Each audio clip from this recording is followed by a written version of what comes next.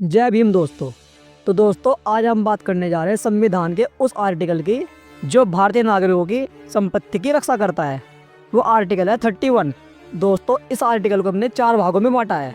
जैसे कि पहला है क्या कहता है यह आर्टिकल, दूसरा है क्यों जरूरी है यह आर्टिकल, तीसरा है क्या कहानी है इस आर्टिकल की, और चौथा है क्या सीख मिलती है इस आर्टिकल से।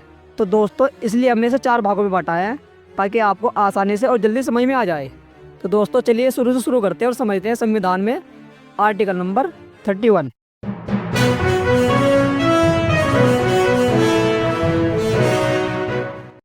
तो दोस्तों शुरू करते हैं भाग 1 से। क्या कहता है आर्टिकल 31 भारत के संविधान का। आर्टिकल 31 मूल रूप से संपत्ति के आधार राइट टू प्रॉपर्टी से जुड़ा था। यह कहता है कि किसी भी व्यक्ति की संपत्ति उसकी अनुमति के बिना सरकार नहीं ले सकती, लेकिन अगर सरकार को किसी सार्वजनिक उद्देश्य के लिए भूमि या संपत्ति चाहिए तो उसे उचित मुआवजा देना होगा। यानी संविधान यह सुनिश्चित करता है कि देश की प्रगति के नाम पर किसी की मेहनत या संपत्ति को जबरदस्ती छीना नहीं जाएगा। तो दोस्तों भाग 2 समझते हैं क्यों जरूरी था आर्टिकल 31।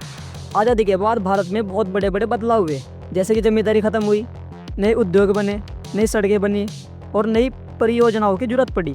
लेकिन जब सरकार ने विकास के लिए जमीन इकट्ठी करनी शुरू की तो सवाल उठा, क्या सरकार किसी की संपत्ति बिना उसकी इच्छा की ले सकती है?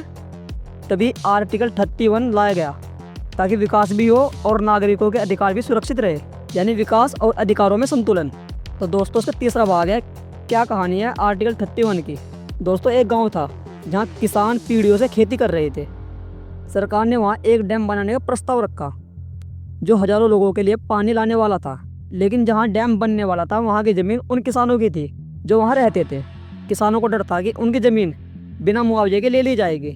तभी किसानों ने अदालत का दरवाजा खटखटाया और तब अदालत ने कहा संविधान का आर्टिकल 31 हर नागरिक की संपत्ति की रक्षा करता है। सरकार को आदेश मिला कि अगर सार्वजनिक भलाई के लिए जमीन ली जा रही है तो उचित मुआवजा देना होगा, और इस तरह विकास और इंसाफ दोनों साथ साथ चले। तो दोस्तों भाग नंबर 4 है क्या सीख मिलती है आर्टिकल 31 से। आर्टिकल 31 हमें सिखाता है कि देश का विकास भी तभी सार्थक है जब उसमें इंसाफ हो। सरकार को विकास का अधिकार है, पर नागरिकों की संपत्ति और उसकी मेहनत की कीमत चुकाना उनकी जिम्मेदारी है। यह आर्टिकल हमें याद दिलाता है कि विकास और अधिकार दोनों एक ही सिक्के के 2 पहलू हैं। अगर अब भी सरकार किसी की संपत्ति लेती है तो उसे कानून के अनुसार मुआवजा देना पड़ता है। तो दोस्तों यही थी आर्टिकल 31 की कहानी, जहाँ विकास के साथ इंसाफ की भी गूंज साफ सुनाई देती है। तो दोस्तों अगर वीडियो पसंद आए तो लाइक, कमेंट और वीडियो को ज़्यादा से ज़्यादा शेयर कीजिए और हमारे चैनल को सब्सक्राइब कर लीजिए ताकि हम ऐसे आपके लिए आगे वीडियो लाते रहें। जय हिंद, जय संविधान।